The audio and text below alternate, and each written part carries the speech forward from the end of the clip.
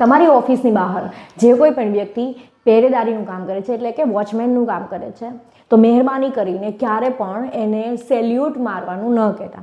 જી હા મિત્રો, આમ તો શું હોય છે આપણને કે આપણે બોસ છીએ એટલે આપણે આવીએ જઈએ ત્યારે આપણા જે સિક્યુરિટી ગાર્ડ છે જે આપણી ઓફિસની બહાર બેસે છે એ ઊભો થઈ અને આપણને સલામ કરે. પણ ઘણીવાર એવું હોય છે કે એ વ્યક્તિ તમારી ઉંમર કરતાં વધારે ઉંમરની હોય છે એટલે કે તમારા પિતા સમાન હોય છે, તમારા પિતાની ઉંમરની હોય છે.